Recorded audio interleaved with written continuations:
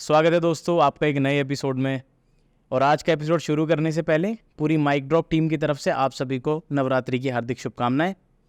और आज के एपिसोड में हम आपको लेके जा रहे हैं एक बहुत ही सुंदर सफ़र में, जहां पे आप इंडियन साहित्य से जुड़ी एक बहुत ही खूबसूरत आर्ट फॉर्म को एक्सप्लोर करने वाले हैं। और उसमें हमारा साथ देंगे अभिषेक कौशिक भाई, जिनको अभी 8 से 10 साल का एक्सपीरियंस हो चुका है नाटक करते हुए, थिएटर करते हुए।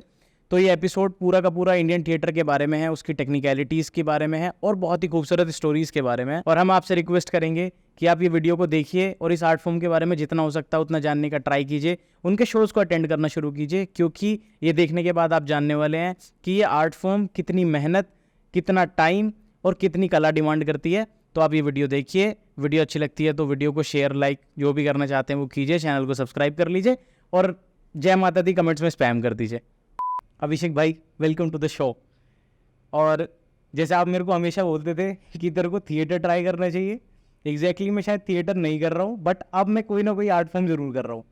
और क्योंकि हम एक सिनेमैटिक एपिसोड बनाने वाले हैं जहाँ पे हम सिनेमा की, थिएटर की बात करने वाले हैं, तो मैं इस शो का नाम रख सकता हूँ अभिषेक कॉलिंग अभिषेक।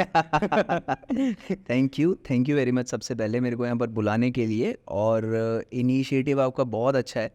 इसको देख कर के जेन्युइनली मुझे लगा, मैंने आपके पहले भी शोज़ देखे, उसको देख कर के मुझे सीरियसली लगा कि यार कुछ नया और कुछ अच्छा अपने आसपास शुरू हुआ है। तो मैंने आपको कांटेक्ट किया सर, मुझे लगा कि सर को बात करनी चाहिए, क्या पता हमको भी एक शो मिल जाए। तो बहुत बहुत थैंक यू। ग्रेटफुल भैया, मुझे सिंगल रहने दो। ओके भैया, अभी coming back straight to the point, मैं वहाँ से शुरू करना चाहता हूँ जहाँ से टेक्निकलिटीज़ इंट्रोड्यूस होनी शुरू हो शो में, क्योंकि मुझे पता है आप बहुत सारा ज्ञान होल्ड करते हो और वो डिलीवर होना चाहिए, ठीक है। तो सबसे पहला क्वेश्चन यही है कि जब आप किसी भी आर्ट फॉर्म को लेके गूगल पे जा सकते हैं, चैट जीपीटी पे जा सकते हैं, thousands of mediums are available now, कि आप एक बार ही उसका नाम डालें और आपको उसके बारे में कोई ना कोई टेक्निकल डेफिनेशन मिल जानी है, ठीक है। बिल्कुल। बट जो इंसान उस चीज़ में लंबे टाइम से इन्वॉल्व है, जो उसको रेगुलरली करता है, वो शायद उसको उस तरीके से एक्सप्लेन कर सकता है कि एक जनरल इंसान, मैं हो सकता हूँ, ये हो सकता है या और कोई हो सकता है, वो उसको सुनने के बाद उसको पूरी तरह जान जाए। तो वही मेरा पहला सवाल होगा कि जो थिएटर है, ये जो आर्ट फॉर्म है, इसकी जनरलाइज डेफिनेशन क्या है कि कोई इंसान जो थिएटर को बिल्कुल नहीं जानता, वो इसको जानने के बाद ये जान पाए कि एग्जैक्टली थिएटर क्या होता है। ठीक है, मैं बहुत ही आसान शब्दों में आपको बताता हूँ कि थिएटर क्या है। थिएटर हमारी सोसाइटी में, हमारे समाज में बहुत पुराने समय से एग्जिस्ट करता है। इट्स जस्ट उसके फॉर्म्स डिफरेंट टाइम्स में, डिफरेंट सिचुएशंस में चेंज होते रहते हैं। जैसे हम लोग नुक्कड़ नाटक जानते हैं और अपना स्टेज शोज जानते हैं, ये सब चीज़ें थिएटर के ही फॉर्म्स में आती हैं। हाँ।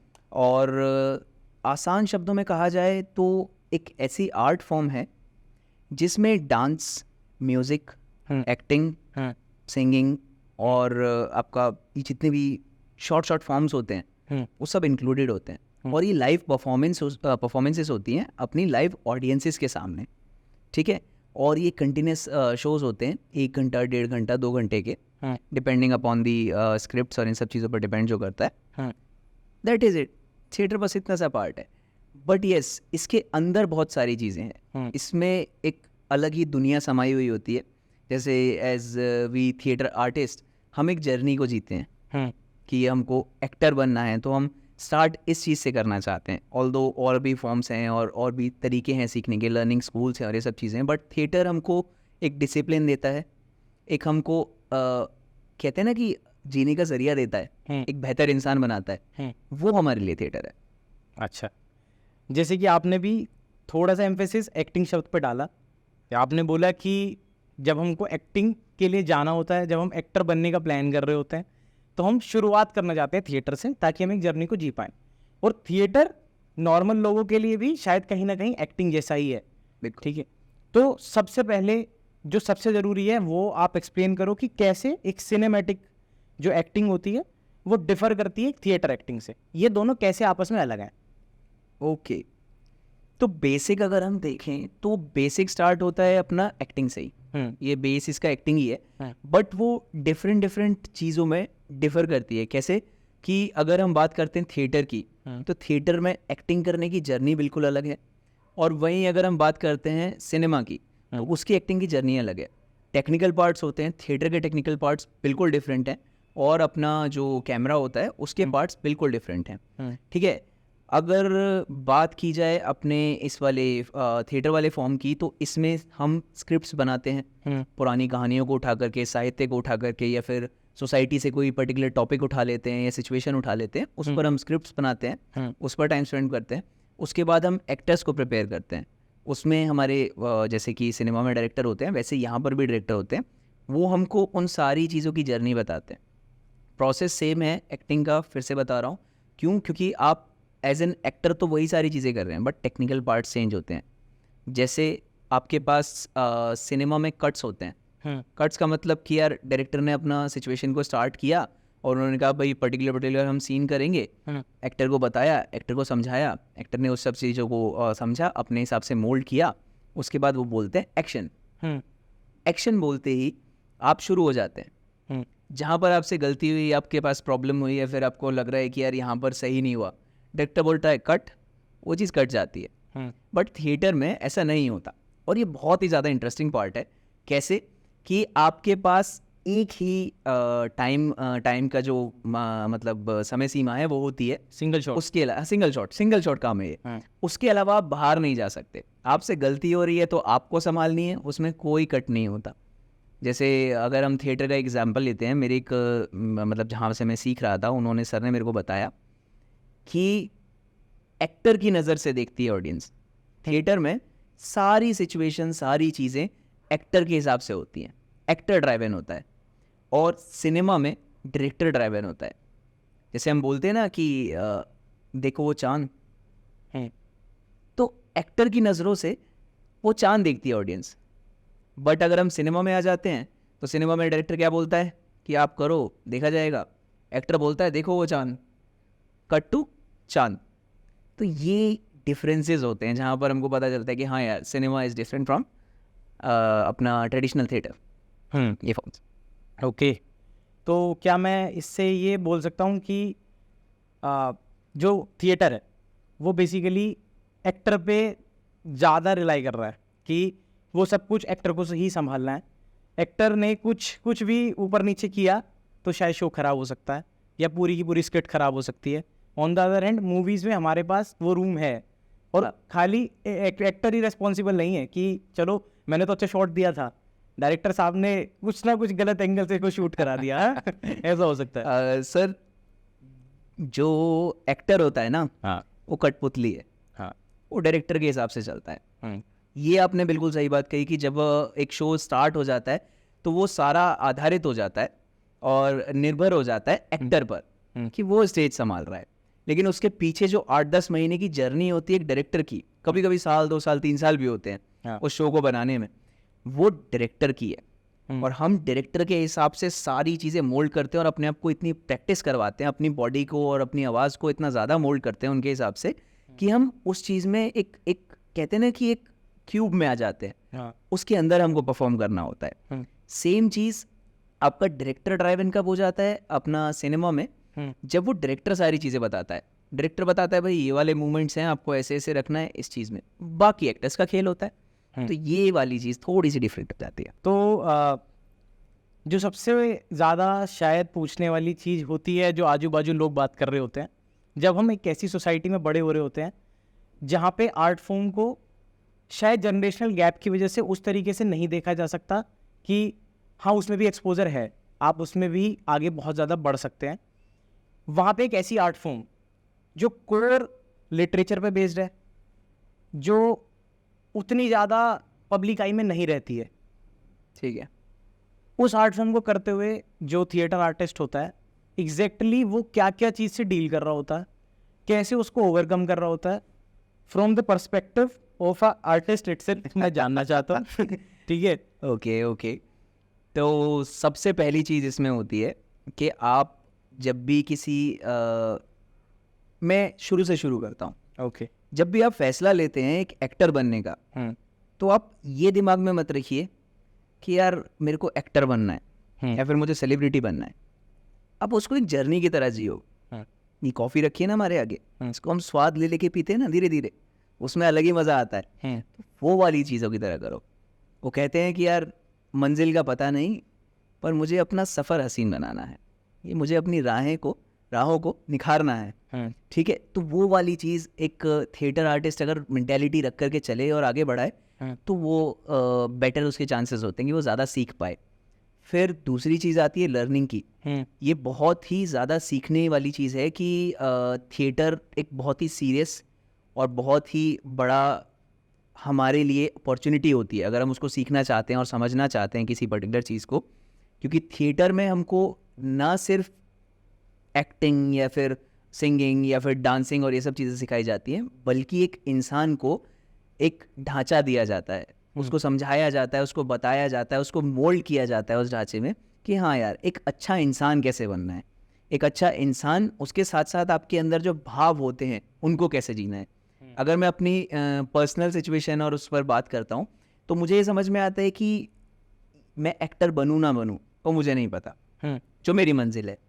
लेकिन ये जो मेरी राहें हैं ना, ये जो मेरी जर्नी है, ये बड़ी खूबसूरत है। और ये कैसे बनी कि मैं समझा कि यार अच्छा इस सिचुएशन को हम ऐसे जिएंगे, अपने इमोशंस को हम अच्छे से जिएंगे, अपने इमोशंस को हम जब तक बाहर नहीं लेकर के आएंगे तब तक हम समझेंगे नहीं ये क्यों है क्या है। वही तो इंसान है, वही तो हमें जानना होता है। तो ये पूरी जर्नी एक अच्छे नोट पर अगर आप जिएंगे और आप अच्छे नोट पर लेकर के चलेंगे तो वो बड़ी फुलफिलिंग रहेगी। और अब आ जाते हैं आपकी बात पर कि कैसे एक्टर्स और ये सब लोग जूझते हैं। मेरे लिए जूझने जैसा शब्द नहीं है। आपका जीवन है, आपकी चॉइस है, आपको पता है क्या करना है, you choose what you have to do, that's it. उसके मज़े लीजिए ना। ये स्ट्रगल हुआ, ये सारी चीज़ें हुई, ये सेकेंडरी होती हैं। ये सब वो वाली कहने वाली बात होती है कि यार एक पर्सपेक्टिव होता है, माइंड पर्सपेक्टिव होता है। आप if you are doing a job, if you are into a job, तो आपको वो काम करना है, वो आपने थॉट प्रोसेस बनाया हुआ है, ऐसे ही हमको ये वाला काम करना है, ये हमारा थॉट प्रोसेस है। That is completely a perspective thing. Okay, तो पर्सपेक्टिव जैसे आप बोल रहे हैं, तो आपको क्या लगता है मेजॉरिटी जो पीपल हैं, क्योंकि मेरे को ऐसा लगता है कि शायद सोसाइटी इतनी ज़्यादा हार्श है कि आप किसी चीज़ से बहुत ज़्यादा प्यार करते हैं और सोसाइटी को शायद उसके बारे में उतनी अवेयरनेस नहीं है, तो वो शायद आपके प्यार को नेगलेक्ट कर देंगे और आपके ऊपर बहुत सारे कॉन्स्टेंट लगाना शुरू कर देंगे, जहाँ पे शायद आपका पैशन के साथ साथ अगर आपकी क्या बोलना चाहिए कि हाँ आपका टेम्परामेंट अगर आपके पैशन के साथ नहीं है तो बहुत मुश्किल हो जाएगा शायद उसमें रुकना, उस चीज़ को आगे लेके जाना, उस चीज़ में कंटिन्यू करना। तो आपको क्या लगता है कि जो ये थिएटर आर्ट फॉर्म है इसके अंदर जो आर्टिस्ट हैं वो मेजॉरिटी इस पर्सपेक्टिव के हैं जो आपने मुझे अभी दिया, या फिर मेजॉरिटी लोग उसी पर्सपेक्टिव के होने लगे हैं कि यार आर्ट फॉर्म शायद उतनी ग्रो नहीं कर रही है, उतनी अवेयरनेस शायद क्रिएट नहीं हो पा रही है, ठीक है, तो अब शायद छोड़ देना चाहिए। That is again a personal choice of yours. हाँ, आपको पता होना चाहिए कि आपको क्या करना है। आप जो भी चूज़ कर रहे हैं, आप जिस भी दिशा में चल रहे हैं, देखिए सोसाइटी हार्श रहेगी यार। हाँ, सोसाइटी हमेशा हार्श रहेगी, आपकी हर सिचुएशन में हार्श रहेगी। अगर आप कॉर्पोरेट जॉब कर रहे हो, आप 30,000 35,000 की जॉब कर रहे हो, उनको लगेगा नहीं यार ये तो बेकार चीज़ है, हाँ, ये क्या कर रहा है। But it is upon you ना कि आपने जो रास्ता चुना है वो सही है या नहीं, हाँ, उसको कैसे रखना है, उसको कैसे आगे लेकर के चलना है। तो सोसाइटी वाला पॉइंट नहीं आना चाहिए। सोसाइटी वाला पॉइंट अगर मेरे दोस्त आ गया हाँ, तो वहाँ पर आप पीछे हो जाएंगे। आपको ये ध्यान में रखना है कि आपके पर्सनल रिलेशंस, यानी कि आपके फैमिली हुई, फ्रेंड्स हुए, ये सब इतने ज़्यादा अफेक्ट ना हो। आप सोसाइटी में एक अच्छे इंसान बन करके रहें और जिएं और उस जर्नी को अपने एंड पर चलाएं। क्यों? क्योंकि that is completely a personal thing. और अब बात करते हैं अगर हम पैशन की। What is passion? आप बताइए क्या होता है पैशन? मेरे हिसाब से पैशन बस वही है कि जिस काम को करने के लिए मेरे को रात को ये सोच के ना सोना पड़े कि यार कल उठना पड़ेगा उसको करने के लिए। बिल्कुल, है ना, बस मैं उसे पैशन मानता हूँ। ठीक है, पैशन की डेफिनेशन मैं छोटी सी देता हूँ अकॉर्डिंग टू मी। क्या होता है कि हमारे मन में एक इच्छा जागती है, उस इच्छा को हम जीने लगते हैं, धीरे धीरे उसको समझने लगते हैं, उसमें इन्वॉल्व होने लगते हैं। और वो इच्छा किसी के भी लिए हो सकती है, वो इंसान के लिए हो सकती है, आर्ट फॉर्म के लिए हो सकती है, वो आपकी क्रिकेट के लिए हो सकती है, गेम कुछ भी हो सकता है, कुछ भी।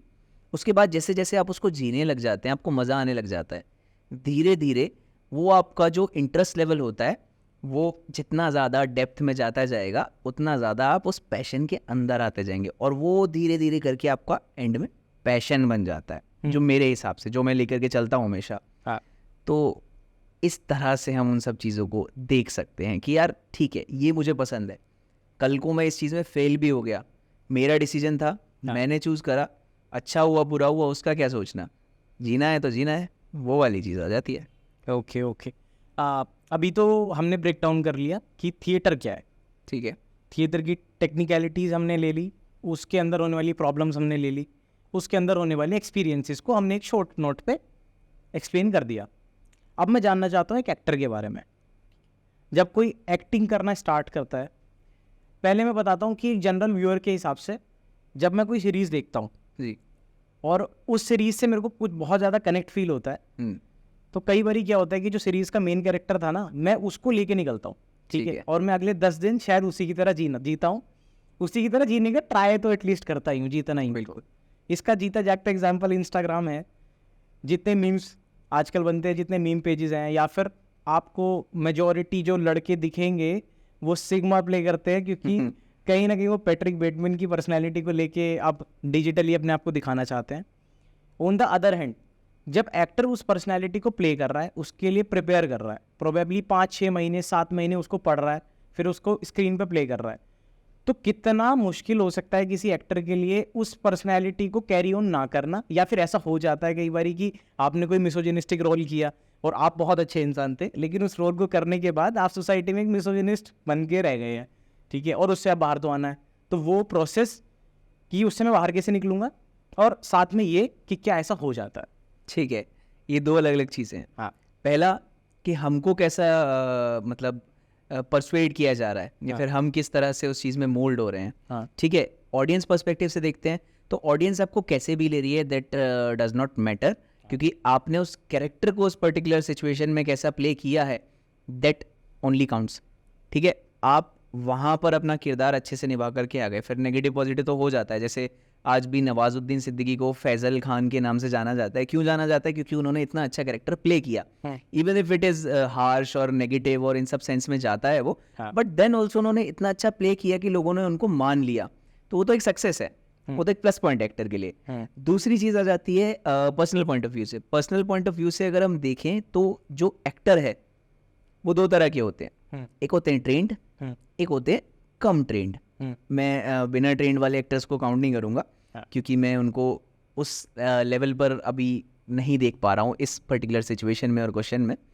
तो ये होता है कि आप किसी जर्नी को जीते हैं तो एक एक्टर को स्टार्टिंग से फ्रॉम द डे वन उस चीज़ को सिखाया जाता है कि यार you have to keep those emotions और these emotions in your physical memory. Physical memory क्या होती है? जो काम हम डेली करते हैं वो एक हमारी मेमोरी में चला जाता है, जिसमें फिर हमें उस पर ध्यान देने की ज़रूरत नहीं पड़ती।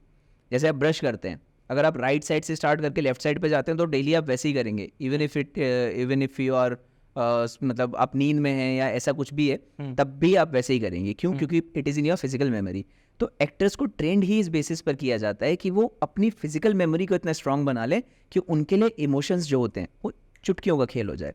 ठीक है, आपको अभी अगर रोने के लिए चाहिए तो रोना आ जाए, हंसने के लिए चाहिए तो हंसना आ जाए। उस पर्टिकुलर सिचुएशन से बाहर निकलने का, अगर आपके क्वेश्चन पर वापस आता हूँ कि अभी अगर मैं किसी कैरेक्टर को प्ले कर रहा हूँ और उसमें मैं 2 महीने तक एक पर्टिकुलर इंसान हूँ, मैं बहुत ही डिप्रेस्ड और परेशान इंसान हूँ, यस दिस इज़ ट्रू कि मुझे स्टार्टिंग से एंड तक उस कैरेक्टर के अंदर रहना है, but at the same time मुझे पता होना चाहिए कि कब मुझे उससे बाहर आना है। एक एक्टर को उस सिचुएशन में, उस कैरेक्टर में, उस किरदार में जितना अंदर जाने का वो होना चाहिए, क्या कहते हैं, अंदाज़ा होना चाहिए, उतना ही बाहर आने का भी होना चाहिए। ठीक है, this is upon your training. कई बार होता है, जैसे अपना रणदीप हुड्डा ने एक बार एग्जांपल दिया था सरबजीत का, कि उन्होंने एकदम बॉडी को बिल्कुल एग्जॉस्ट कर दिया था, बिल्कुल वेट को लॉस कर दिया था उन्होंने, और काफ़ी उनको प्रॉब्लम हुई थी उस टाइम पर। उन्होंने बताया कि मैं उस सिचुएशन से बहुत टाइम में बाहर आ पाया था। तो yes, very good, he was into it. वो इतना ज़्यादा उस चीज़ के अंदर थे कि उनको बाहर आने में इतना ज़्यादा टाइम लगा, बट ही नोज़ कि यार मुझे कैसे आना है, कितना टाइम लगेगा, it takes time. Another example is this for this Aamir Khan. Aamir Khan ने दंगल मूवी में एक फादर का रोल प्ले किया, और बाद में उस मूवी में उन्होंने एक क्या कहते हैं, रेसलर का रोल प्ले किया। तो उन्होंने अपनी जर्नी को एक इंटरव्यू में बताया, उसमें उन्होंने बताया कि यार मैंने ना सबसे पहले देखा कि मैं मोटे वाला कैरेक्टर करूं, यानी कि जिसमें मैं फैटी दिखाया गया है, उसको मैं पहले प्ले करूं जिससे मेरे पास मोटिवेशन रहे अपने पतले वाले कैरेक्टर में आने का। जबकि सिचुएशन क्या थी कि उनको वो जो रेसलर वाला पार्ट था वो बहुत छोटे समय के लिए करना था, और जो अपना फैटी वाला फादर वाली फिगर थी वो बहुत लंबे टाइम के लिए करना था, और ऑलमोस्ट पूरी मूवी में उन्होंने वही किया है। बट उनको पता था कि यार मैं अगर मोटा होना चाह रहा हूँ या फिर मैं कोई ऐसा क्या कहते हैं, मतलब कुछ भी आर्टिफिशियल नहीं करना चाहता कि मतलब मैं पिलोज विलोज लगा लूँ या फिर कुछ ऐसा नकली बॉडी सूट जो वो नहीं करना चाहता, बॉडी सूट यस, तो वो नहीं करना चाहता अगर, तो मेरे को उसमें जाना पड़ेगा। वो कैरेक्टर के लिए गए और फिर वापस आए और फिट होकर के उन्होंने दिखाया। तो उनके पास एक मोटिवेशन था, एक जर्नी थी, एक लर्निंग थी, एक एहसास था, और उन्हें पता था कि यार मुझे कैसे उस चीज़ पर वापस आना है। तो वो चीज़ एक एक्टर को सिखाई जाती है और बताई जाती है, इसलिए उनको पता होना चाहिए कि यार कब जाना है, कब आना है।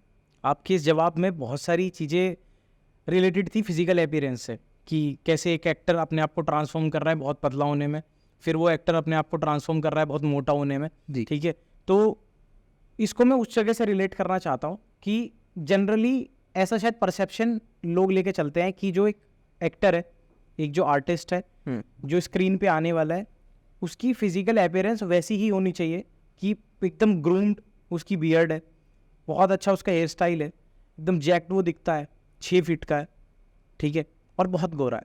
ठीक है, तो क्या स्क्रीन पे आने के लिए या किसी एक्टर को अपने आप को एक एफिशिएंट एक्टर दिखाने के लिए, ठीक है, ये फैक्टर ज़रूरी हैं या नहीं है? ये ज़रूरी नहीं है तो क्या ज़रूरी है? और एक मैंने शायद पंकज त्रिपाठी का इंटरव्यू देखा था, तो उन्होंने उसमें बताया था कि मैं जिम इसलिए नहीं करता हूँ क्योंकि मुझे ऐसा लगता है वो मेरे अभिनय में कहीं से कहीं तक कंट्रीब्यूट नहीं करती है। जिस दिन वो मेरे अभिनय में कंट्रीब्यूट करने लगेगी मैं आपको पूरे दिन जिम में देखूंगा। ठीक है, तो मैं वहाँ से ये सवाल लेके आ रहा हूँ, तो आप प्लीज़ इसका आंसर। ओके, सबसे पहली चीज़ कि एक्टर सबसे ज़्यादा मेहनती इंसान होता है एट टाइम्स, और सबसे ज़्यादा आलसी इंसान होता है एट टाइम्स। उसके पास काम है तो बहुत मेहनत करेगा, इतनी करेगा कि यार वो सबको पीछे छोड़ देगा, और अगर उसके पास काम नहीं है उस टाइम पे वो लीनियंट हो जाएगा। मेंटली आपको प्रिपेयर रहना पड़ता है। दूसरी चीज़ कि एक हमारा ना इंडियन सिनेमा हमारा पर्सपेक्टिव बनाती है, हमारी सोच बनाती है, हमारा थॉट बनाती है। आप अगर करण जौहर की मूवीज़ को देखेंगे, कि कोई सी भी मूवी उठा लीजिए, उसमें एकदम मस्कुलर और ऐसा 6 फुट का आदमी होगा, उसका चलने का स्टाइल भी एक जैसा ही होगा, बात करने का भी होगा कि हाँ यार this and this happened to me and I was in that trauma and all this things. At the same time आप रियलिस्टिक फिल्म्स की तरफ जाइए, जैसे आपके सुधीर मिश्रा हुए और ये सब हुए, या फिर आप एक मूवी का एग्जांपल उठा लेते हैं जहाँ पर किसी भी ऐसी सिचुएशन का या मूवी का एग्जांपल उठा लें जहाँ पे बहुत रियलिस्टिक कैरेक्टर्स होते हैं। ठीक है, वहाँ पर उनकी बिल्कुल लीन सी फिगर होगी, फ्लेक्सिबल। सबसे बड़ी चीज़ जो होती है एक एक्टर के लिए रहने के लिए होती है flexibility. If you are flexible of being in a fatty body and in a lean body, तो आप फिट हैं, दैट्स इट। तो ये तो देखो एक है भी, ये आपकी मेस्मराइजेशंस होती है ना, या फिर जो आप एडमायर करते हैं उन सब चीज़ों पर बेस्ड है। कैसे कि आप जब देखते हैं यार ये 6 फुट का एकदम लंबा चौड़ा सा आदमी है और एकदम स्मार्ट सा लग रहा है, वो हीरो है, आप सोच लोगे। क्यों? क्योंकि उसकी फिगर ऐसी दिखाई हुई है। और एट द सेम टाइम अगर कोई पतला सा आदमी आ गया है और उस मूवी में वो चाहे वो लीड कैरेक्टर कर रहा हो, वो जस्टिफाइड नहीं होगा। वो जस्टिफाइड नहीं होगा क्यों? क्योंकि स्टार्टिंग से हमने उसको देखा है ऐसा। अब ये सिनेमा में हमारे बहुत सारे चेंजेस आ रहे हैं। अब हम उस पर्टिकुलर फिगर को ऐसा नहीं दिखाना चाहते। अभी भी एक सेक्शन है, सूरज बरजातिया हुए, यशराज फिल्म्स हुए, और आपके क्या कहते हैं करण जौहर हुए, इन सबको वो फिगर देनी है, वो दिखाना है कि यार हमारा सिनेमा कभी मिड लेवल का नहीं होगा, उसमें परिवार होगा तो वो करोड़पति लोग होंगे और वो सास बहू मेकअप करके सोया करेंगे ये सारी चीज़ें होंगी। और एट द सेम टाइम आप अनुराग बासु पर आ जाइए, अब या फिर आप आ जाइए अनुराग कश्यप पर आ जाइए, बहुत कंट्रोवर्शियल इश्यूज रहते हैं उनके मोस्टली, तो वो बहुत रियलिस्टिक दिखाने की कोशिश करते हैं। वो आपको मिरर दिखाने की कोशिश करते हैं कि हाँ यार ये सोसाइटी ऐसी भी है। हम कहते हैं कि यार अपर सेक्शन ऐसा होगा, बट एक मिडल सेक्शन लोअर सेक्शन उनको भी तो दिखाना है, वो कहाँ जाएगा? तो इस तरह से हम डिफ्रेंशिएट कर सकते हैं। But on the perspective of actors, अगर हम इस चीज़ को जस्टिफाई करना चाहेंगे तो मैं ये बोलना चाहूँगा कि आपकी बॉडी फ्लेक्सिबल रहनी चाहिए और आपका माइंड प्रिपेयर्ड रहना चाहिए। क्यों? क्योंकि हमारे पास सिर्फ 2 चीज़ होती हैं जिसको हम यूज़ करते हैं अपनी पूरी जर्नी में। वो क्या क्या होती हैं? आपकी बॉडी एंड योर वॉइस। आप अपने शरीर को जैसा बनाएंगे, अपनी आवाज़ को जैसा बनाएंगे और अपने इमोशंस इट्स सेकेंडरी, वो अपीयरेंस में नहीं आता क्योंकि वो इमोशंस आपको निकालने पड़ते हैं बाहर। तो मैंने इमोशंस इसलिए मैंने यहाँ पर मेंशन नहीं किए। आप अपनी बॉडी को उस टाइम पर जैसा बनाएंगे, सपोज़ कि आप एक मिडिल क्लास आदमी हैं, हम कहानी दिखाना चाहते हैं एक मिडिल क्लास आदमी की, और वो अपने काम काज से जूझ रहा है, डेली लाइफ है उसकी 9 to 5 कॉर्पोरेट, ना वो जिम जाता ना कुछ, और बड़ी टेंशन में डिप्रेस्ड रहता है, और हम उसको मस्कुलर दिखा दें, यार 6 फुट का लंबा सा आदमी है, ऐसे बाल हाथ फेरता हुआ आया हुआ है, और ये सारी चीज़ें दिखाने लग जाएं, तो वो जस्टिफाइड नहीं होगा। समझ रहे हैं ना? तो एक्टर के हिसाब से हमको देखना पड़ता है कि हमारी बॉडी इतनी फ्लेक्सिबल रहे कि हम किसी भी बॉडी में मोल्ड कर सकें व्हेन नीडेड, जब हमको उस चीज़ की ज़रूरत है, और eight the same time voice को, इन सब चीज़ों को इतना रिहर्स करके रहें कि हमको उन सब चीज़ों में, इमोशंस में, इन सब चीज़ों में अपनी जहाँ जहाँ यूज़ करनी पड़ती है ये सब चीज़ें, वो मोल्ड हो जाए। It's it. Okay, I might be wrong, ये मेरा पर्सनल पीओवी हो सकता है, ठीक है। जैसे अभी आपने बोला कि अनुराग कश्यप की जो मूवीज़ हैं जी, वो कंट्रोवर्शियल रहती हैं या फिर जैसी भी होती हैं, उनका एक जोनर है बनाने का अलग, और आपका करण जौहर का एक अलग है। बट मैं क्या सोचता हूँ, मेरे को ऐसा लगता है कि जब हम इंटरनेशनल फिल्म्स देखते हैं, कोरियन फिल्म्स होंगी या फिर जैपनीज़ फिल्म्स होंगी, जहाँ की भी फिल्म्स होंगी, और यूएसए, हॉलीवुड वगैरह जो होता है, वो कहीं ना कहीं कुछ ऐसा टच डालने का ट्राई करते हैं कि उनकी जैसी सोसाइटी है वो वैसा ही उसको शो कर रहे हैं। प्रोम नाइट्स वहाँ पे हो रही हैं तो उसमें प्रोम नाइट्स दिख रही हैं, ठीक है। वहाँ पे स्ट्रीट्स पे ऐसे लोग हैं जैसे वो अपने नेटफ्लिक्स की सीरीज़ में दिखा रहे हैं, या उनकी बिल्ट, उनके टीनेजर 16-17 साल के वैसे दिखते हैं जैसे नेटफ्लिक्स के शोज़ में दिखते हैं, ठीक है। ऑन द अदर हैंड जब हम इंडियन सिनेमा की बात करते हैं, ये मेरे को ऐसा लगता है कि ऐसी मूवीज़ और बननी चाहिए जैसी ये लोग बनाते हैं, कि हम भी वो कनेक्ट फील कर पाएँ। जब गैंग्स ऑफ वासेपुर रिलीज होती है और उसमें एक रिक्शे वाला बैठ के पैडलिंग कर रहा होता है, ठीक है, या सिगरेट पी रहा होता है, और बराबर से एक आंटी निकल के जा रही है जिन्होंने सर पे लोटा रखा है, क्योंकि हमारी सोसाइटी कहीं ना कहीं उस रूरल टच से निकल के आ रही है, ठीक है। तो हम उस चीज़ से ज़्यादा अच्छा कनेक्ट फील कर पाते हैं। हमें लगता है कि हाँ, हम बेटर सिनेमैटिक एक्सपीरियंस ले रहे हैं, और प्रोबेबली मेरे को ऐसा लगता है कि आर्टिस्ट जब उसको प्ले कर रहा होगा तो आर्टिस्ट को भी वो प्ले करने में ज़्यादा अच्छा लग रहा होगा कि मैं अपना इतिहास, मैं अपनी सोसाइटी में अपने वैल्यूज़, अपने कल्चर को पोर्ट्रे कर पा रहा हूँ। बट अभी का सिनेमा अगर आप देखोगे तो वो बहुत ज़्यादा, मुझे ऐसा लगता है कि वो इन्फ्लुएंस्ड है दूसरे सिनेमाज से, या फिर साउथ इंडस्ट्री टेक ओवर कर रही है बॉलीवुड को। तो बॉलीवुड ने ट्राई कर लिया कि हम भी बहुत ज़्यादा एक्शन दिखाएं, ठीक है, उन्होंने भी वैसी मूवीज़ बनाना शुरू कर दिया। तो आपको भी ऐसा ही लगता है, या मैं गलत हूँ, सही हूँ, वो बताओ। देखिए, हमको ना आगे बढ़ना है, ये हमको पता है। हाँ, वी एज अ सोसाइटी हमको ग्रो करना है, बट हमको अपनी रूट्स कभी नहीं छोड़नी है। हाँ, ये सबसे बड़ी चीज़ है। आप एक ऐसी ऑडियंस को अगर ये सब चीज़ें दिखाएंगे, ये वेस्टर्न कल्चर को अगर हम लेकर के चलते हैं, हाँ, इंडिया में वेस्टर्न कल्चर को काफ़ी प्रमोट किया जाता है, even if it is in corporate culture, या फिर अपना क्या कहते हैं, ड्रेसिंग सेंस हुए, या फिर हम किसी भी चीज़ में अगर लाते हैं, हाँ, but at the same time that is not us. हाँ, वहाँ पर आप हमको भी रखिए ना। हाँ, मैं ये कहना चाह रहा हूँ कि अगर आप अपनी मूवी में दिखा रहे हैं कि हाँ भाई, ये पर्टिकुलर वेस्टर्न कल्चर है और यहाँ पे ऐसा होता है वैसा होता है, जैसे आपने एक बहुत अच्छा रेफरेंस दिया कि वर्ल्ड सिनेमा उससे रिलेट कर पाता है। क्यों रिलेट कर पाता है? क्योंकि वो लोग इस तरह का कंटेंट देखते हैं, इस तरह का मिरर उनके सामने है सोसाइटी में, उनको पता है कि हाँ ऐसी ऐसी चीज़ें हैं। एक्सपेरिमेंट बेसिस पर ये बहुत अच्छी चीज़ होती है कि इंडिया में इन सब चीज़ों को इंट्रोड्यूस किया जाता है, क्योंकि ये वैसा वर्सा थिंग होती है।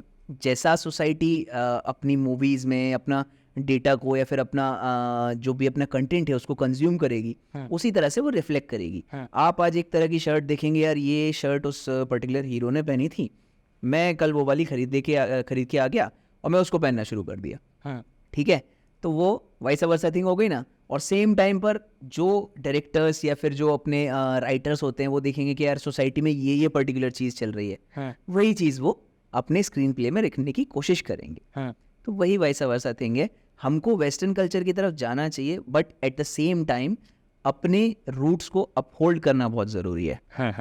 ऐसा भैया, किसी एक्टर को लेके जो सबसे अच्छी चीज़ मेरे को लगती है वो होती है उसकी वर्सेटैलिटी, कि वो एक मूवी में कैसा दिख रहा है, और सेम मूवी में ही 2 मूवी की तो मैं कंपैरिजन करना फिर भी बहुत वास्ट हो जाएगा, लेकिन एक ही मूवी में वो एक टाइम पे बहुत इमोशनल रोल प्ले कर रहा है, एक टाइम पे बहुत गुस्से में दिख रहा है, एक टाइम पे कैसा दिख रहा है, वो जो वर्सेटैलिटी है वो कैसे कोई एक्टर एडप्ट कर रहा है, कितना मुश्किल होता है करना, और कैसे होती है exactly. This is all about the study that we do. ऐसा नहीं है कि हम PhD कर रहे हैं, डॉक्टरेट कर रहे हैं, ऐसा कुछ नहीं होता है। But yes, eight the same time हमको इतना पढ़ना पड़ता है, इतनी चीज़ों को समझना पड़ता है, हमें ऑब्जर्व करना पड़ता है कि अच्छा, एक और चीज़ मैं बीच में ऐड करना चाहूँगा कि ये जो हमारी साइकिल होती है ना, 3 चीज़ों पर चलती है, कंसंट्रेशन, इमेजिनेशन एंड ऑब्जर्वेशन। ये तीनों चीज़ें इंटरलिंक्ड हैं, आपस में रिलेट करती हैं। कैसे कि आप जितना ज़्यादा कंसंट्रेशन से ऑब्जर्व करेंगे उतनी ही आपकी इमेजिनेशन स्ट्रांग हो जाएगी। ठीक है, अगर आप किसी चीज़ को ऑब्जर्व कर रहे हैं, अभी आप बैठे हुए हैं, आप इस तरह से जेस्चर दे रहे हैं, या फिर आपका ये पोस्चर है, या फिर आप सीरियस होकर के बैठे, ये सब चीज़ें क्या होती हैं, ये हमारी स्टडी का पार्ट होती हैं। हम लिटरेचर पढ़ते हैं, सारी चीज़ें पढ़ते हैं, कैरेक्टर्स को उनके लेखन से, उनके जो साहित्य है, या फिर जो उनके पार्ट्स हैं, या फिर जो उनके किरदार हैं, उन सबको उन्होंने कैसा लिखा है, उस टाइम पर क्या सिचुएशन रही होगी। अगर हम अभी रविन्द्रनाथ टैगोर का कोई पीस उठा करके पढ़ते हैं या देखते हैं, तो उस टाइम पे उन्होंने क्या सोच करके लिखा होगा, क्या सोसाइटी में वैसा तब होता था, या फिर क्या लोग उस टाइम पर उस तरह की सिचुएशन में रहते थे। सेम चीज़ हम आज से रिलेट करते हैं। अभी अगर हम सामने जाते हैं और हमारे सामने कोई डॉक्टर साहब बैठे हुए हैं, we go to some doctor, और वहाँ पर हम उनको ऑब्जर्व करते हैं, तो हमको वो चीज़ें पढ़नी होती हैं, समझनी होती हैं। डॉक्टर का पोस्चर रहेगा, सीरियस रहेंगे, हंसेंगे, बात करेंगे, अलग अलग चीज़ें होंगी। तो वो सब चीज़ें एक कहते हैं ना कि समझना और उनको पढ़ना होता है।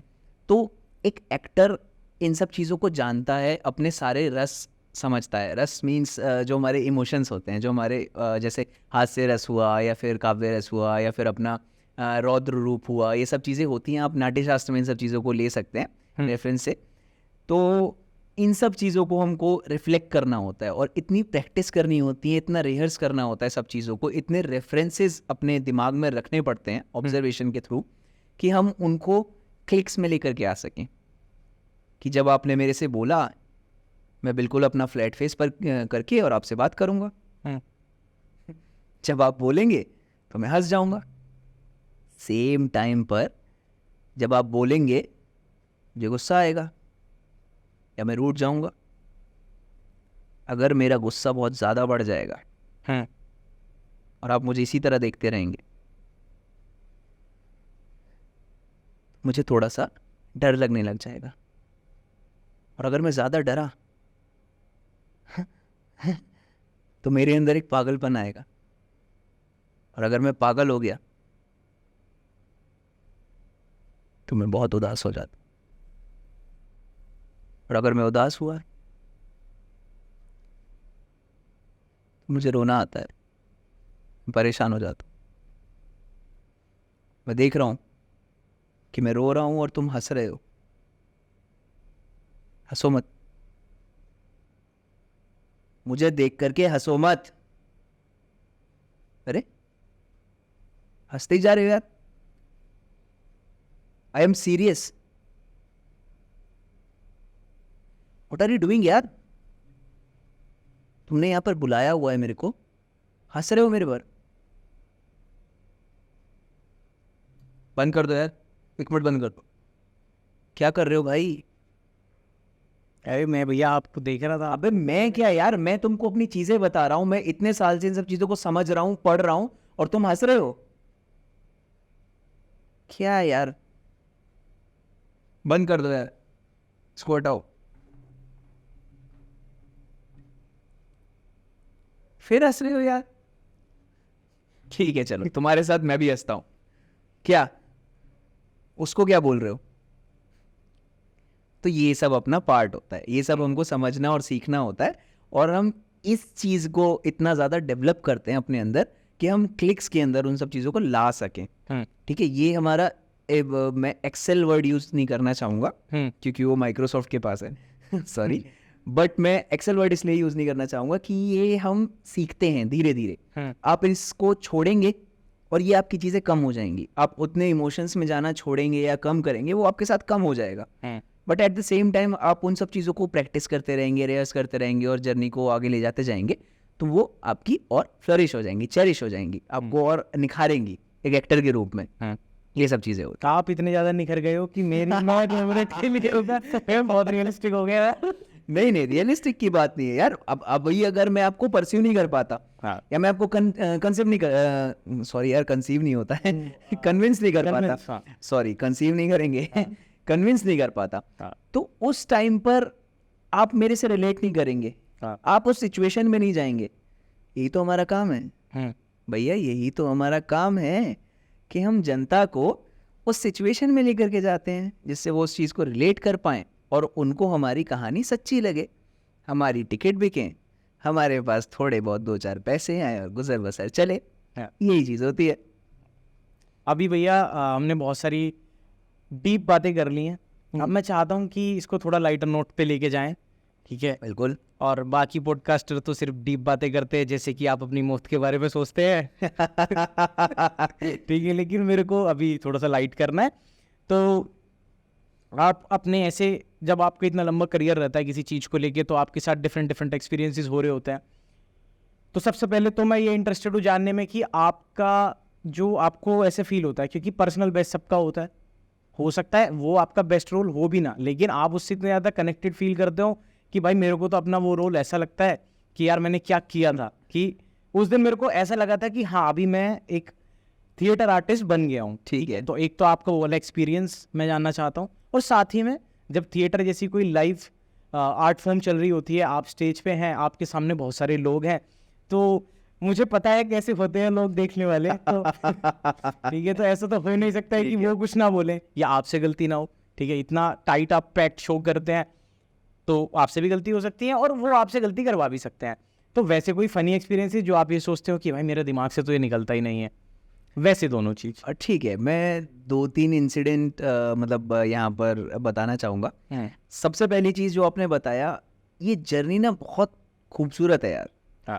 हमने जब से थिएटर करना स्टार्ट किया है, मेरी थिएटर पूरी फैमिली जो है, जो हम 30-40 लोगों से मैं जुड़ा हुआ हूँ, वो एक फैमिली की तरह रहते हैं, मेरे परिवार की तरह रहते हैं। इतने अच्छे दोस्त आपके बनेंगे, इतने अच्छे लोग आपके बनेंगे, और काफ़ी इंटेलेक्चुअल लोग एट सम लेवल वो हो जाते हैं। वो स्टार्टिंग से तो है नहीं ऐसे, बट वो हो जाते हैं लेवल पर आकर के, तो बड़ा अच्छा लगता है उस चीज़ को। साथ में अगर थिएटर वाली जर्नी की बात करें तो मैंने काफ़ी टाइम हो गया, 7-8 साल हो गए मुझे स्टार्ट किए हुए। तो मैंने थिएटर में झाड़ू भी लगाई है, क्योंकि हमको वहाँ पर जाकर के अपना रिहर्सल एरिया साफ़ करना होता है, और मैंने वहाँ पर बैठ कर के सब लोगों को मैनेज भी किया है कि भाई ये काम आप निपटा लेना, ये काम हम निपटा लेंगे, ऐसे पूरा हो जाएगा। और मज़ा बहुत आता है। मज़ा क्यों आता है कि इतने ज़्यादा रिहर्सल के टाइम पर हम इतने ज़्यादा मज़े करते हैं। अगर कोई सिचुएशन चल रही है पास में, अपने डायरेक्टर साहब ने ज़रा सी नज़र हटाई और हमने एक दूसरे पर जोक्स क्रैक करने स्टार्ट कर दिए। जैसे एक इंसिडेंट हुआ था अपना ऑन स्टेज। ऑडियंस तो बहुत इंटरेक्ट करती है। ऑडियंस का ये होता है कि जहाँ पर उसको रूम मिलेगा ना, वो कमेंट्स भी करेगी, वो हंसेगी भी, वो लाफ्टर भी देगी, वो तालियां भी बजाएगी और वो गालियां भी देगी। वो सारी चीज़ें होती हैं। तो उस टाइम पर एक सिचुएशन थी, हम एक शो कर रहे थे और प्रॉपर वो थोड़ा हंसी मजाक वाले उस पर था, नोट पर था, पास में ही था शो। तो हम स्टेज पर थे, पंचायत बैठी हुई है और मैं अपना कहते हैं ना कि घुटनों पर वैसे बैठ जाते हैं, पंचायत चल रही है पूरे गांव की, और इतने में मेरा ससुर जी का कैरेक्टर आया। वो एक पेटी लेकर के आए। अब बीच स्टेज में आते आते उनका मतलब बेटी को लेकर के आ रहे हैं खींचते हुए, और सीन थोड़ा सा गुस्से वाला है, इंटेंस है कि चल तुझे मतलब तलाक की बात चल रही है यहाँ पर मेरी और उस लड़की की। तो वो जैसे ही आए उनकी पेटी खुल गई। अब ये कहीं पर पता नहीं था। अब स्टेज पर हम लोगों की हंसी छूटी कि यार इसको कैसे करें कवर। तो हमने इम्प्रोवाइज क्या किया कि हम अपना सर पकड़ के बैठे हैं, अरे ससुर जी आपकी पेटी खुल गई और वहां पर ससुर जी पेटी बांधने में लग रहे हैं, वो उनसे बंद नहीं हो रही है।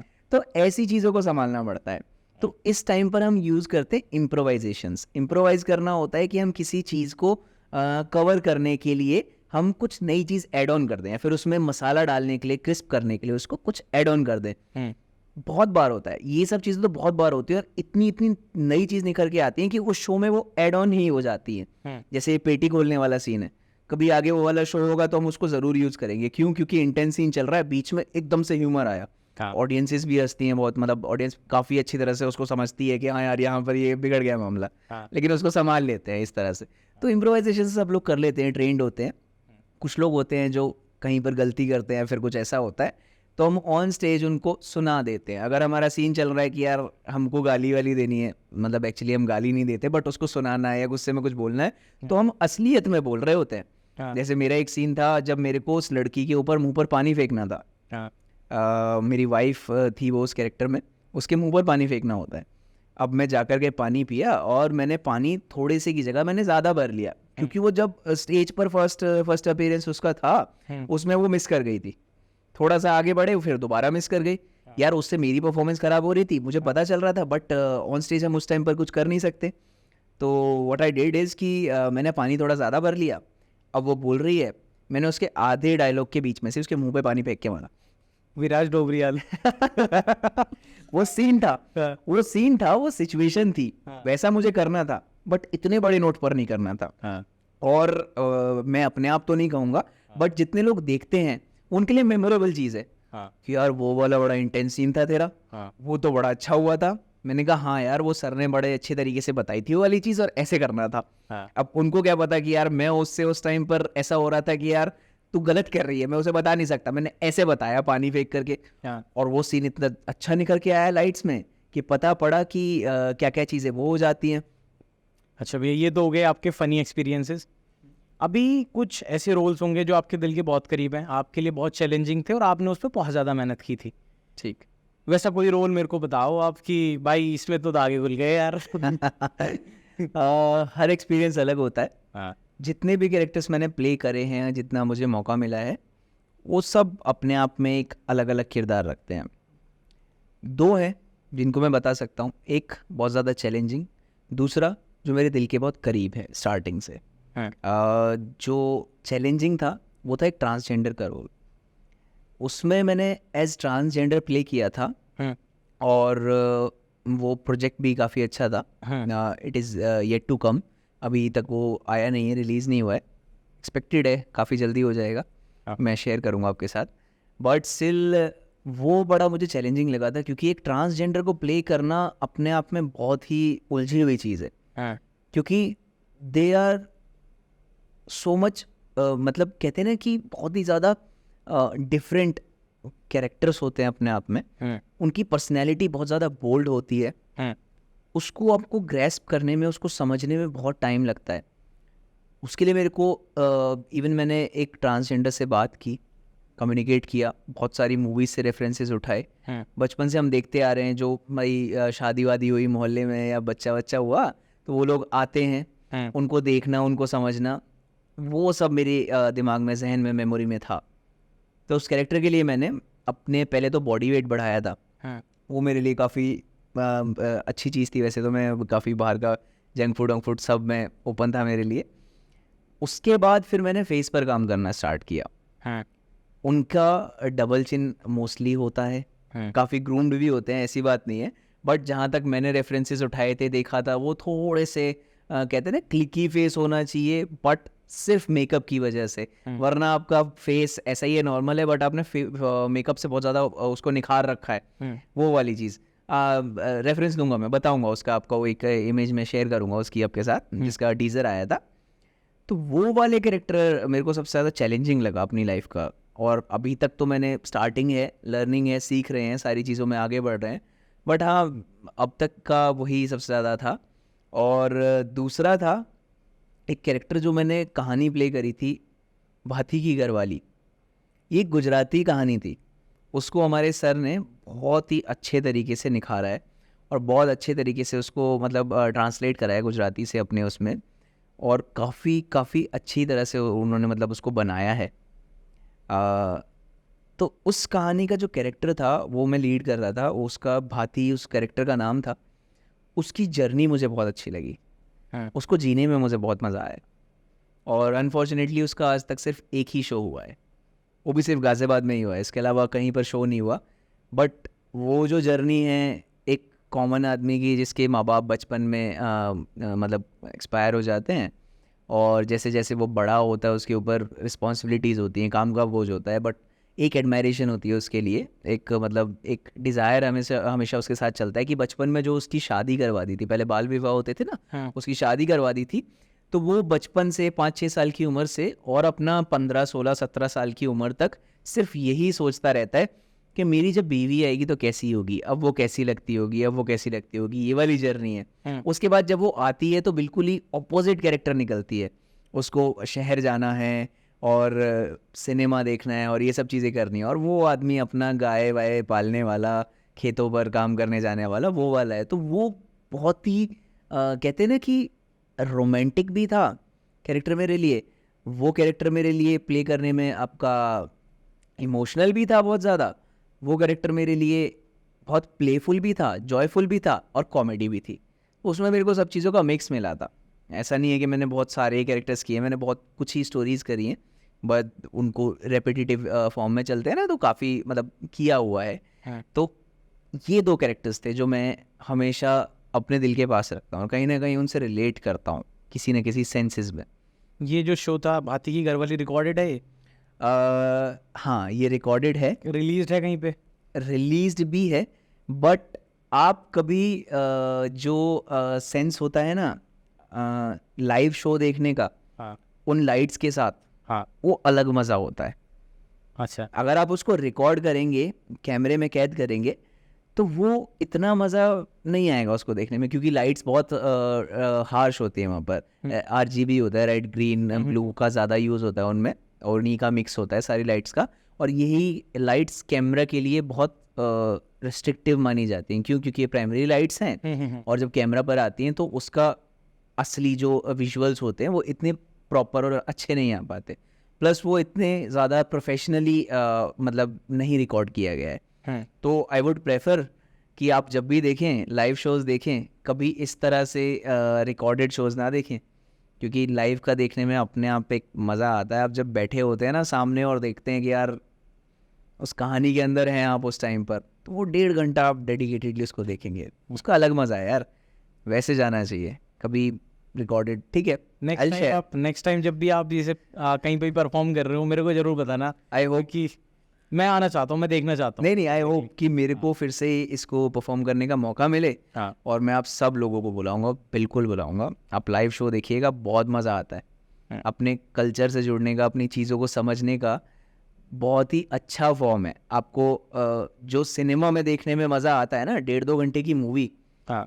अब पता नहीं आदमी अपनी अपनी अपनी सोच के हिसाब से अलग अलग सोचते हैं, बट उससे ज़्यादा ही मज़ा आएगा। वो कमाल होता है थिएटर का। ओके, अभी चलते हैं भैया एक ऐसे टॉपिक पे जो शायद कंट्रोवर्शियल भी हो सकता है, और मेरे लिए तो काफ़ी मतलब क्रिंजी बोलूँगा मैं उसको, ठीक है। क्योंकि over the period of time जब कंटेंट चेंज हुआ, कंटेंट क्रिएटर भी चेंज हो गए, देखने वाले लोग भी चेंज हो गए, अटेंशन स्पैन बदल गया, तो वो 25 सेकंड वाली रील्स का कॉन्सेप्ट अभी बूम कर गया, ठीक है। जिसकी वजह से हुआ क्या कि जो एक्टर नहीं है वो भी एक्टर हो गया, जो डांसर नहीं है वो भी डांसर हो गया, क्योंकि आपको फ़ोन उठाना है, फ्रंट कैमरा करना है, रिकॉर्ड करना है और वो डाल देना है। और मतलब ऐसा कंटेंट जब मैं देखता हूँ, और मैं बोल रहा हूँ ये चीज़ कि हम मेहनत करते हैं, लेकिन हमसे 10 गुना मेहनत करते हो आप लोग, क्योंकि हम सिनेमैटिक यूनिवर्स में नहीं हैं, आप लोग वहाँ पे हैं। आप किसी आइडेंटिटी को प्ले करना, किसी कैरेक्टर को प्ले करना is way more challenging comparatively मेरे काम से, क्योंकि मैं किसी को प्ले नहीं कर रहा हूँ, मैं अपने आप जैसा हूँ मैं वैसा पोर्ट्रे करता हूँ, मैं बात करता हूँ आके, ठीक है। लेकिन जब मैं भी उन चीज़ों को देखता हूँ ना, 25 सेकंड वाली रील्स को, क्रिंज रील्स को, तो मुझे दुख होता है कि यार क्यों कर रहे हैं लोग, क्यों ऐसा हो रहा है, क्यों उनको ऑडियंस मिलती है, क्यों हमें ऑडियंस नहीं मिलती है, ठीक है। तो मैं उस पर आपका पर्सपेक्टिव जानना चाहता हूँ कि जब शेर चीता आ जाते हैं तो कैसा लगता है? ठीक है। इसको हम ऐसे देख सकते हैं कि देखो यार, हर क्रिएटर की अपने आप में एक ब्यूटी है, उस चीज़ को आप नकार नहीं सकते। कोई व्लॉग्स बना के उस सब चीज़ों में पॉपुलर हो रहा है, और कोई अपना वेक कंटेंट डाल के या फिर थोड़ा सा ऐसा वैसा कंटेंट डाल के फेमस हो रहा है। बट एट द एंड जो हमारी जो एंड ऑडियंस बैठी हुई है, जो लोग उन्हें देख रहे हैं, उनको एंगेज कर रहा है कंटेंट, उनको एंटरटेन कर रहा है, दैट्स इट, उनको उससे ज़्यादा कुछ चाहिए नहीं। अब हम कंटेंट को इतना ज़्यादा स्टडी कर रहे हैं, इतना ज़्यादा पढ़ रहे हैं, इतना ज़्यादा समझ रहे हैं, इवन अब तो कोर्सेज भी आ चुके हैं, बहुत सारे लोग प्रोफेशनली उसको अटेन करते हैं, but at the same time हम ये सारी चीज़ें करते हैं ना, तो इसलिए हमको वो कंटेंट इतना ज़्यादा एंगेजिंग नहीं लगता। क्यों? क्योंकि हम उसमें क्वालिटी ढूंढने की कोशिश करते हैं। हाँ, बट शाम को आदमी को बैठ करके मोबाइल में क्या चाहिए कि यार मैं अपनी रील्स को स्क्रॉल करता रहूं, जो मेरे को एंगेजिंग लग रहा है उसको थोड़ी देर देख लिया, उसके बाद सो गए। ठीक है। और रही बात व्यूज़ की, तो ये मार्केटिंग पर्सपेक्टिव से है और उसका परव्यू बिल्कुल अलग होगा। हाँ, बट हम इन सब चीज़ों में ना फंसते हुए अच्छे से अच्छा कंटेंट बनाएं, लोगों को सर्व करें, उससे ज़्यादा कुछ नहीं है बॉस।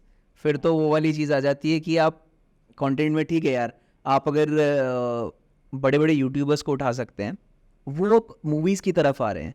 हाँ, और वो यूट्यूब से आए हैं। और कैसे आए हैं? लेट्स सी कैरी मिनाटी को देखते हैं। कैरी मिनाटी ने अपना एक जॉनर बनाया, अपना एक कहते हैं ना कि अपना एक जोन बना लिया कि यार हम गेमिंग करेंगे और गेमिंग पर हम पीछे से कमेंट्री करेंगे, उसमें कुछ अब्यूजिव कंटेंट भी होता है, कुछ जो भी होता है मतलब एंगेजिंग रहता है। सेम भुवन बम का था। भुवन बम ने क्या किया, स्टार्टिंग से अपना 4-5 कैरेक्टर्स बनाए खुद के, और he used to record with single कौन सा नोकिया वाला कैमरा था, फ़ोन था, नॉर्मल फ़ोन से वो रिकॉर्ड करते थे। तो हम उनकी डेडिकेशन को, उनकी मेहनत को हम नकार नहीं सकते। उनके सेंसेस अलग थे। बहुत सारे यूट्यूबर्स होते हैं जो मतलब कह सकते हैं कि बहुत ही बेकार कंटेंट देते हैं, बट ये वाले लोग अपनी एक नई चीज़ लेकर के आए। प्राजक्ता कोहली थी, वो भी इसी तरह से करती थी। अब आज देखिए, प्राजक्ता कोहली हुए, अमित बड़ाना हुए, आशीष चंचलानी हुए, या फिर आपका जितने भी OTT फॉर्म्स के AIB वाले हैं और ये सारे लोग हैं, वो धीरे धीरे करके शिफ्ट होते जा रहे हैं मूवीज़ में। क्यों? क्योंकि वो एक सर्टेन अमाउंट ऑफ टाइम को सर्व करने के बाद एक लेवल पर पहुंच गए हैं। और वो पहुंचे कैसे हैं? अपने अच्छे बुरे कैसे भी कंटेंट से। सीधी सी बात है, लोगों को अच्छा लगा, लोगों की अटेंशन को गैदर किया उस चीज़ ने, तभी तो पहुंचे हैं। तो क्रिएटर की, हर क्रिएटर की अपने आप में एक ब्यूटी होती है, उसको मैं गलत नहीं कहना चाहूँगा, बट येस, जो लोग सेंसफुल कंटेंट देखते हैं उनके लिए ऐसा कंटेंट बनाना बहुत ज़रूरी है।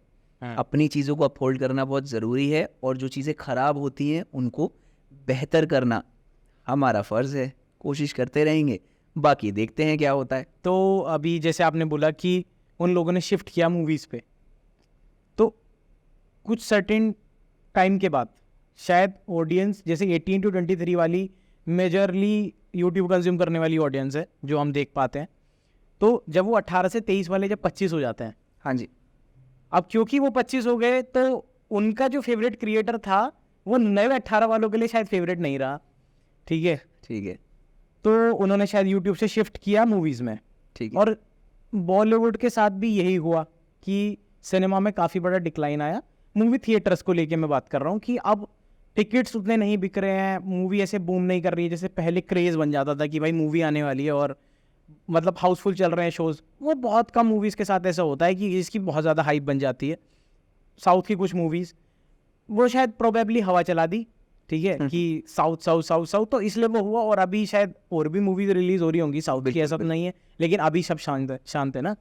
तो ये जो डिक्लाइन आया है, इसको आप कैसे देखते हो? और इसके साथ मैं चाहता हूँ कि आप इसको रिलेट करो कि क्योंकि आपका जो थिएटर वाला आर्ट फॉर्म है उसके साथ उतनी अवेयरनेस है भी नहीं, तो उसका फ्यूचर क्या होने वाला है? Okay, this is completely a digital span. Digital span का मतलब कि हमारी जो ऑडियंसेस हैं वो शिफ्ट कर रही है धीरे धीरे डिजिटल फॉर्म्स पर। किसी के पास आजकल टाइम नहीं है कि वो 2 घंटे 3 घंटे की मूवी देखेगा, वो पार्ट्स में देखना चाहते हैं, जिसके लिए जितने भी OTT हैं वो कोशिश करते हैं कि हम एपिसोड्स को इंट्रोड्यूस करें, है ना। और आपके साथ भी होता है कि यार मैंने आज 3 एपिसोड्स देख लिए, मैंने आज 2 देख लिए, आज टाइम कम था, सिर्फ एक ही एपिसोड देखा है, बाकी मैं कल देखूंगा। ठीक है, तो वो उसके फॉर्म्स हैं। अब अगर हम बात करें इंडियन सिनेमा के डिक्लाइन का, तो इंडियन सिनेमा का डिक्लाइन नहीं आया, इट्स जस्ट कि उनके प्लेटफॉर्म्स जो है शिफ्ट हो गए। ऑब्वियसली थिएटर पर बहुत बड़ा इम्पैक्ट पड़ा, कोविड एक बहुत बड़ा उसका रीज़न था, जब लोगों ने जाना ही बिल्कुल कम कर दिया, और वही टाइम था डिजिटल के बूम का। उस टाइम पर लोगों ने घर में बैठ करके इतना ज़्यादा डेटा कंज्यूम किया कि OTT ने अपनी एक जगह बना ली। उससे पहले इतना ज़्यादा हम OTT पर पैसा खर्च नहीं करते थे, इतना ज़्यादा हम उन पर जाकर के मूवीज़ नहीं देखते थे, इतना मतलब इतना ज़्यादा पॉपुलर नहीं था, कुछ लोगों के बीच में था बट इतना ज़्यादा नहीं था। बट अब कोविड के बाद से उस चीज़ में इतना बड़ा बूम आया है कि धीरे धीरे शिफ्ट कर रहे हैं। जो लोग इस चीज़ में शिफ्ट कर जाएंगे वो सर्वाइव कर जाएंगे। जो लोग एक अपनी थॉट प्रोसेस लेकर के चलेंगे वो एक लिमिटेड टाइम के लिए रुक जाएंगे, या कह सकते हैं कि उनका क्या कहते हैं मोड्स या माध्यम उनके जो होंगे वो चेंज हो जाएंगे या लिमिटेड रह जाएंगे उनके पास। That's it. उसके अलावा कंटेंट इज कंटेंट।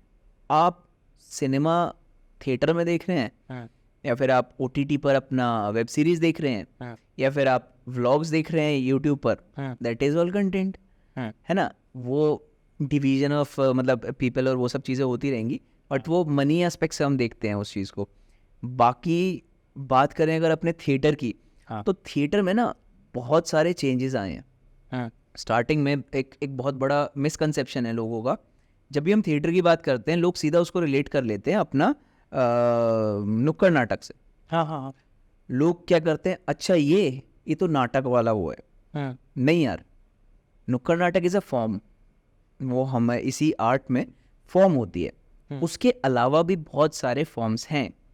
जैसे पहले होता था कि किसी चीज़ का अनाउंसमेंट करना होता था तो नताशा नहीं, क्या बोलते हैं उसको यार, नगाड़ा होता है। एक वो भी होता है इंस्ट्रूमेंट, मैं बताऊंगा, मेरे को नाम याद नहीं आ रहा है, मैं आपको कल कॉल करके बता दूंगा, ठीक है। तो उस इंस्ट्रूमेंट को लोग अनाउंसमेंट करने के लिए यूज़ करते थे, तब वो फॉर्म चलती थी। उसके बाद हम रामलीला देखने जाते हैं, अब भी काफ़ी पॉपुलर है काफ़ी जगह पर, बट इससे पहले रामलीला देखना बहुत बड़ी चीज़ होती थी लोगों के लिए, ठीक है। इसी तरह से जो रोड शोज होते थे कि भाई बंदर वंदर का खेल दिखा रहे हैं या फिर वो बच्चे उस पर रोप पर चल रहे हैं, ऑल्दो ये सेफ नहीं होता है, बट देन ऑल्सो ये सब चीज़ें होती थी। तो ये सब उस आर्ट को दिखाने की फॉर्म्स हैं, है ना। तो थिएटर उन सब चीज़ों से बहुत अलग है और ये कभी ख़त्म नहीं होने वाला है बॉस। अगर हम देखें तो ऐसी कई सारी कंट्रीज़ हैं जहाँ पर मैंडेटरी सब्जेक्ट्स होते हैं एज थिएटर, क्योंकि ये आपकी पर्सनैलिटी को बहुत अच्छी तरह से ग्रूम करता है, आपको आगे बढ़ाने में बहुत हेल्प करता है एक पर्सनल लेवल पर अगर हम बात करें। उसके अलावा बहुत सारी कंट्रीज़ हैं जहाँ पर ये बहुत सिविलाइज्ड वे में, एक बहुत फॉर्मलाइज्ड वे में इसको पोर्ट्रे किया जाता है। वहाँ पर एक्टर्स को कभी इस चीज़ की कमी नहीं होती कि यार यहाँ तो पैसे नहीं मिलते, चलो ये फील्ड छोड़ देते हैं या मैं छोड़ देता हूँ। बट इंडिया में ऐसा होता है, क्यों? क्योंकि लोगों में इतनी ज़्यादा अवेयरनेस नहीं है। If I talk about this Delhi NCR region की अगर मैं बात करता हूँ, तो दिल्ली NCR में अगर किसी को बताओगे, कुछ लोगों को पता है कि हाँ यार थिएटर होता है लेकिन हम देखने नहीं जाते। कुछ लोगों को बताओगे हाँ यार थिएटर होता है, तो वो आपको बताएंगे कि हाँ यार थिएटर होता है लेकिन मज़ा नहीं आता, वो बात नहीं होती उसमें। कुछ लोग होते हैं थिएटर ये क्या है भाई, ये कोई नई चीज़ है क्या, वो वाली चीज़। कुछ लोग कहते हैं कि थिएटर, हाँ यार वहाँ पे मूवीज़ चलती हैं वही वाला ना। मैंने कहा भाई सिनेमा वाला थिएटर नहीं, थिएटर वाला थिएटर वो अलग होता है। तो लोगों में इतनी ज़्यादा अवेयरनेस नहीं है, बट आई पर्सनली थिंक कि लोगों को इन सब चीज़ों के बारे में जानना चाहिए। क्योंकि इस आर्ट फॉर्म को जितने प्योर और जितने कहते हैं ना कि बहुत मेहनत के साथ दिखाया जाता है, हम लोग 3-3 4-4 महीने तक तैयारी करते हैं सिर्फ एक शो करने के लिए जो 1 घंटे 1.5 घंटे का होगा, बट उसके पीछे 3 महीने 4 महीने की रिहर्सल्स होती हैं, उससे पहले स्क्रिप्टिंग होती है कई 8-10 महीने की, साल भर की। उसके ऊपर पहले रिसर्च भी होती है काफ़ी सारी कि भाई हम रिसर्च करके अगर कोई नया शो लिख रहे हैं, कोई मतलब रेपिटेटिव फॉर्म में नहीं बना रहे हैं कुछ, तो वो सब चीज़ों को हमको रिसर्च करना पड़ता है। तो लोगों को जानना चाहिए, इसको भी टाइम देना चाहिए। We spend a lot on our meals, हम अपने खाने पीने पर, घूमने पर, लाइफस्टाइल पर, सब चीज़ों पर खर्च करते हैं। इस फॉर्म को भी थोड़ा सा प्रमोट करना चाहिए जिससे लोगों को पता चले, अपने कल्चर से, अपने रूट से जुड़े, सोसाइटी के जो रियल इश्यूज होते हैं उनको कई बार उठाया जाता है, उन सब चीज़ों से जुड़े। तो उस फॉर्म में कहीं ना कहीं मुझे ये लगता है कि ये काफ़ी इसको डिग्रेड किया जाता है, या फिर इसकी कहते हैं ना कि उसकी इस हीरे की परख नहीं है लोगों को, वो वाली चीज़ है। वो लोगों के बीच में अवेयरनेस फैलानी चाहिए। हाँ, ग्रेट हैविंग यू भाई। Thank you. मतलब इस एपिसोड से मैं सिर्फ ये नहीं है कि मैं एक बहुत अच्छा एपिसोड शूट करके वापस घर जाने वाला हूँ, बट मैं यहाँ से बहुत सारी चीज़ें सीख के जा रहा हूँ, सिर्फ थिएटर के बारे में नहीं। आपकी बातें सुन के मैं ये सीख के जा रहा हूँ कि कैसे कहीं पहुँचने से ज़्यादा ज़रूरी है उसकी जर्नी को जीना। ठीक है, जैसे आपने बताया कि शायद इतनी अवेयरनेस नहीं हो रही है, फिर भी आप कितने प्यार के साथ उस काम को कर रहे हैं, कैसे टेम्परामेंट बिल्ड करना, ये सब मैं सब सीख के जा रहा हूँ। और सबसे बड़ी चीज़ जो मैं सीख के जा रहा हूँ वो ये जा रहा हूँ कि आप अपने काम से अगर प्यार करते हैं तो आपको ये परवाह नहीं करनी चाहिए कि कितने लोग आपको देखने आ रहे हैं। बट मैं कंक्लूड इसी पॉइंट पे चाहता हूँ कि हो ये एपिसोड कि हम एज अ सोसाइटी थिएटर के लिए क्या कर सकते हैं, जो आप at the end of the episode बोलना चाहते हो कि सोसाइटी को ये करना चाहिए, it is a great art form, किस तरीके से हम अपना कंट्रीब्यूशन दे के उसको ग्रो कर सकते हैं। ठीक है, ओके। हाँ तो भाई सोसाइटी मेरी बात सुनो और उसको समझने की कोशिश करो कि थिएटर आर्ट जो है ये अपने आप में बहुत बड़ी चीज़ है।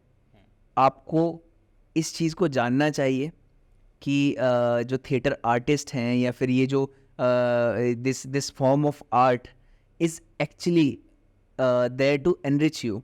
ये आपकी नॉलेज को बढ़ाने के लिए, आपके पर्सपेक्टिव को एक एंगल देने के लिए, आपकी पर्सनैलिटी को एक एज देने के लिए और अपने कल्चर को क्या कहते फ्लरिश करने के लिए है।